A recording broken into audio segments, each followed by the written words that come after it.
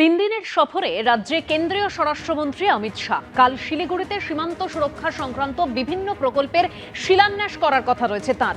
আর কি কর্মসূচি রয়েছে কেন্দ্রীয় স্বরাষ্ট্রমন্ত্রীর আমরা জানবো আমাদের প্রতিনিধি শিবাশিস মৌলিকের কাছ থেকে। শিবাশিস,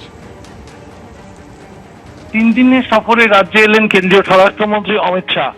আজ সন্ধ্যা 6:30 নাগাদ বাগডোগরা বিমানবন্দরে তিনি তার বিমান অবতরণ করে এবং সেখানে তাকে স্বাগত জানান মুখ্যমন্ত্রী শুভেন্দু অধিকারী। এরপর শিলিগুড়িতে তিনি রাত্রিবাস করছেন মেফেয়ারে এবং আগামীকাল এসএসবি ফ্রন্টিয়ারের হেডকোয়ার্টারে যাবেন কেন্দ্রীয় স্বরাষ্ট্রমন্ত্রী। আজ রাতে কলকাতা ফিরে গেলেও আগামীকাল অমিত শাহের সফরের জন্য ফের একবার শিলিগুড়ি আসছেন মুখ্যমন্ত্রী শুভেন্দু অধিকারী। তিনি সারাদিন অমিত শাহের সঙ্গে থাকবেন। এসএসবি ফ্রন্টিয়ারের হেডকোয়ার্টারে একাধিক সীমান্ত সুরক্ষা সংক্রান্ত প্রকল্পের শিলান্যাস করবেন অমিত শাহ। পাশাপাশি এসএসবি জওয়ানদের সঙ্গে মধ্যাহ্নভোজ সারবেন কেন্দ্রীয় স্বরাষ্ট্রমন্ত্রী। এরপর সেখানে সীমান্ত সুরক্ষা সংক্রান্ত একটি বৈঠক রয়েছে। কাওয়াখালী মাঠে একটি ন্যায় সংহিতা সংক্রান্ত প্রদর্শনীর উদ্বোধন করবেন আনুমানিক বিকেল 3টে নাগাদ কেন্দ্রীয় স্বরাষ্ট্রমন্ত্রী অমিত শাহ।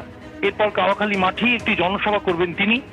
শুক্রবার বিকেলে হোটেল মেফেয়ারে দুটি সাংগঠনিক বৈঠক রয়েছে কেন্দ্রীয় স্বরাষ্ট্রমন্ত্রী অমিত শাহের এবং শনিবার সকালেও বিজেপির উত্তরবঙ্গ আমরা জানি বিজেপির শক্ত ঘাঁটি ধরা হয়, সেখানে বিজেপির সংগঠন নিয়ে আরো দুটি সাংগঠনিক বৈঠক করবেন অমিত শাহ শনিবার সকালে।